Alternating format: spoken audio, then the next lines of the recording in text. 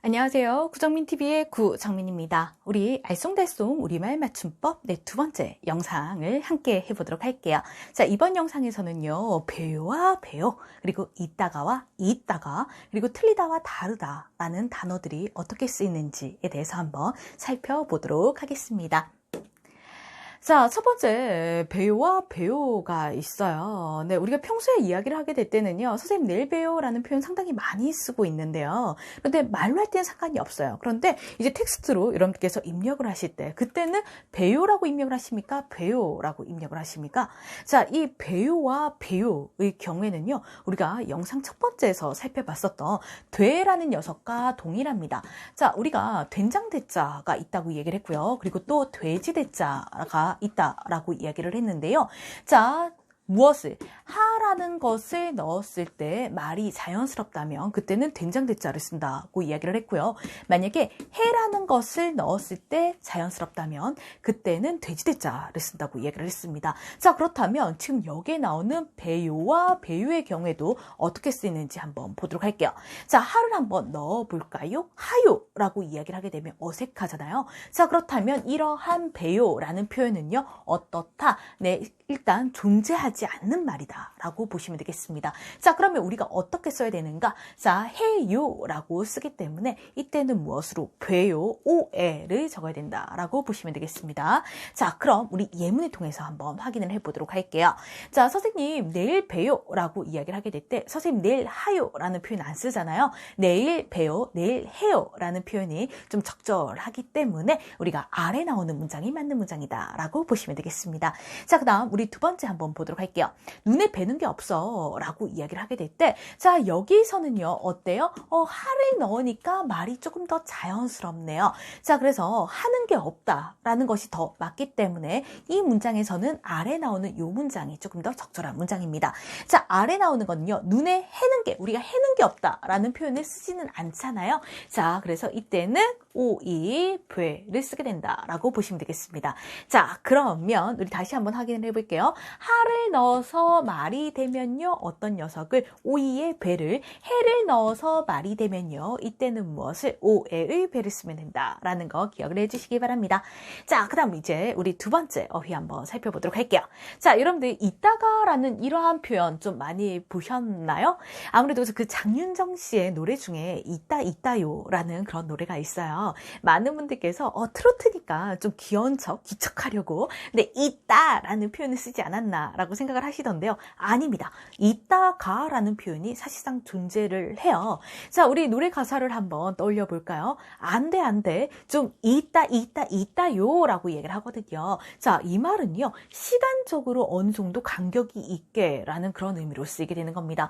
자, 그래서 있다가라고 이야기를 하게 될 때는요, 무엇이, 네, 시간적인 그러한 느낌으로 쓰이게 될 때는 그때는 있다가라고 쓴다는 거 기억을 해주시고요.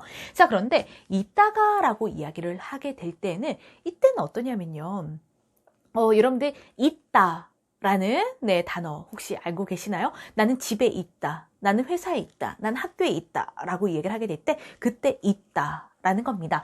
자, 그래서 이 녀석의 경우에는 무엇이냐면 공간적인 느낌이에요. 자, 그래서 어때? 나는 좀 있다가 라고 이야기할 때는 시간적인 개념, 나는 어느 장소에 있다가 라고 이야기를 하게 될 때는 공간적인 개념이다 라고 보시기 바랍니다. 자, 그럼 우리 예문을 통해서 한번 확인을 해보도록 할게요. 이따가 연락할게. 네, 얘 같은 경우는 어때요? 시간적인 개념이지 않습니까? 자, 그렇기 때문에 이따가가 맞는 표현이다 라는 겁니다. 이따가 내가 어디 장소에 있다가 연락할게. 조금 어색하죠?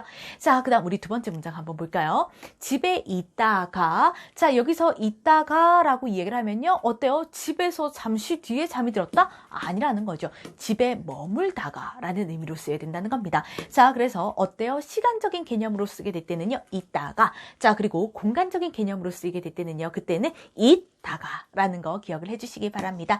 네, 얘도 공간이라고 제가 한번 메모를 해보도록 할게요. 자, 그럼 이제 세 번째 단어입니다.